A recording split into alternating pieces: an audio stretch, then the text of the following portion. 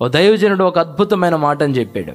దేవుడు మన ద్వారా చేయించాలి అని అనుకునే పనులు ఎప్పుడు కూడా మన బలానికి సంబంధించి, మన బలానికి సరిపోయేటట్లుగా ఎప్పుడు ప్రణాళికలు రచించడంట దేవుడు. మీకు అర్థమై ఉండదు, మళ్ళొకసారి నేను చెబుతా. దేవుడు మన ద్వారా చేయించాలి అని అనుకున్న పనులు, బైబిల్ గ్రంథంలో భక్తుల ద్వారా దేవుడు చేయించిన పనులు, మన మీద దేవుడికున్న ప్రణాళికలు, మన కోసం ఏర్పాటు చేసిన పనులన్నీ కూడా మన బలాన్ని బట్టి, మన జ్ఞానాన్ని బట్టి, మన స్థాయికి తగ్గట్టు ఎప్పుడు కూడా దేవుడు పనిని ఏర్పాటు చేయడంట. మరి ఎలా అంటే, మన శక్తికి మించిన పనులు మనకు దేవుడు ఏర్పాటు చేస్తాడు. మన జ్ఞానానికి మించిన పనులు మన ద్వారా చేయించాలి అన్నది దేవుని సంకల్పం. మన బలానికి మించిన పనులు మన ద్వారా చేయించాలని ప్రణాళికలు రచిస్తూ ఉంటాడంట. ఇంకొక మాట, శ్రమలేమో మనం సహించగలిగిన దానికంటే ఎక్కువ రావు. మనం ఎంతైతే సహిస్తామో, మన స్థాయి ఎంతో, మనం ఎంత శ్రమ వస్తే తట్టుకొని నిలవగలుగుతామో అంత శ్రమనే పంపిస్తాడు అవసరాన్ని బట్టి. ఉంది కదా, మీరు సహించగలిగిన దానికంటే ఎక్కువగా ఆయన మిమ్మలను శోధింపబడనివ్వడు.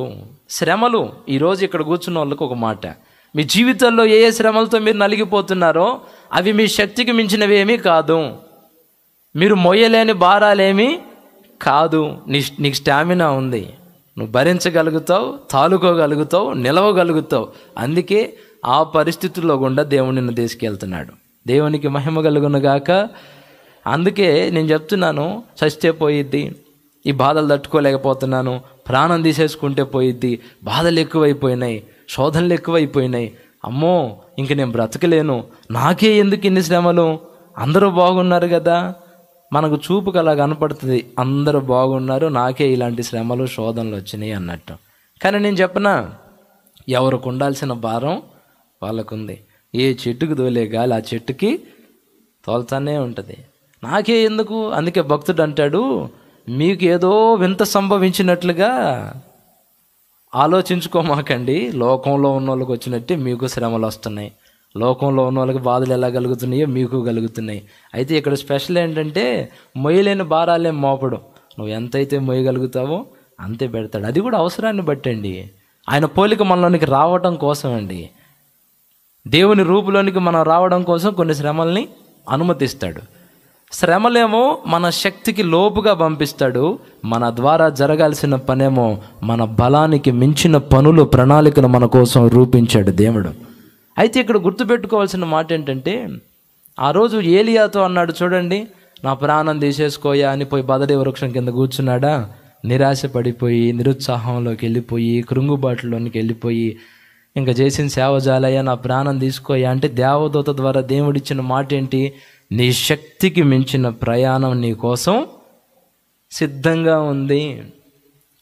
నువ్వు ఎప్పుడు నీ బలాన్ని చూసుకొని అంచనాలు వేసుకో. మాకు జీవితంలో పొర్రపాటును కూడా ఏమీ చేయలేవు. రాసి పెట్టుకోండి. దేవుని పని నువ్వు చేయాలి అని అనుకున్నప్పుడు నీ జ్ఞానాన్ని బట్టి, నీ బలాన్ని బట్టి, నీ శక్తి సామర్థ్యాలను బట్టి నేను చేయగలుగుతానా, నా వల్ల అవుతుందా, నా వల్ల ఏటట్టయితే నేను అడుగేద్దాం అన్నట్లుగా కనుక నువ్వు ఆలోచనలు చేసేటట్లయితే జీవితాంతం అక్కడే కూర్చుంటావు. ఇక కదిలేది లేదు, మెదిలేది లేదు. పాటలు మాత్రం పాడుకుంటూనే ఉంటాం. అసాధ్యమైనది ఏమున్నది? ఇంకా అప్పుడప్పుడు కూడా పాడే పాటలు కొన్ని ఉంటాయి. ఏం పాటలు అంటే, బ్రతకాలని ఉన్నా బ్రతకలేకపోతున్నానయ్యా, నిలవాలని ఉన్నా నేను నిలవలేకపోతున్నాను ప్రభువా, చెయ్యాలని ఉన్నా సేవ చేయలేకపోతున్నాను. ఎందుకు? కదిలిన ప్రతిసారి మన వల్ల అయిద్దా, మనం చేయగలుగుతామా, మనకంత టాలెంట్ ఉందా, మనకంత జ్ఞానం ఉందా, అంత కెపాసిటీ మనకుందా? నేను నమ్మకం నా వల్ల ఎక్కడైద్ది? దానికి పెట్టి పుట్టి ఉండాలి. ఏంటి? దానివల్ల వేరుగా ఉంటారు, దానికి ఒక లెక్క ఉంటుంది. ఏముండిద్ది? లెక్క ఉండదు, తెక్క ఉండదు. కావచ్చు మనం అలా అనుకుంటూ ఉంటాం. దానికి ఒక లెక్క ఉండిద్ది. దేవుడు ఏర్పాటు చేసిన వాళ్ళు వేరుగా ఉంటారు, వాళ్ళు స్పెషల్గా పడతారు అని అలా అనుకుని ఊహల్లో ఉండిపోతూ ఉంటాం. అయితే దేవుని మాట, నీ కోసం దేవుడు ఏర్పాటు చేసిన సేవ, ఆశీర్వాదం, ప్రయాణం అన్నీ కూడా నీ శక్తికి మించినవే. మరి ఎలా జరుగుతాయి? అంటే నీ శక్తి చేతను బలము చేతను కాదు, అది దేవుని ఆత్మ ద్వారా ఆయన నిన్ను వాడుకొని జరిగిస్తాడు. గట్టిగా ఎప్పుడు జరిగిస్తాడు? ఎప్పుడైతే నువ్వు అడుగు ముందుకేస్తావో విశ్వాసాన్ని బట్టి, అప్పుడు ఆయన శక్తి నిన్ను కమ్ముకుంటుంది. గొల్యాతు వచ్చి సవాళ్ళు విసురుతున్నాడు. 40 రోజులు వాళ్ళ బలాన్ని చూసుకొని, జ్ఞానాన్ని చూసుకొని భయంతో వెనక ఉండిపోయారు సైన్యం అంతా. చిన్నప్పటి నుంచి మంచి విద్య నేర్పరిగలిగిన వాళ్ళు, యుద్ధ విద్యలన్నీ బాగా తెలిసిన వాళ్ళు అని చూడగానే వాళ్ళని చూసుకుంటున్నారు, వాడిని చూస్తున్నారు, వాళ్ళని చూసుకుంటున్నారు, వాడిని చూస్తున్నారు, వాళ్ళని చూసుకుంటున్నారు.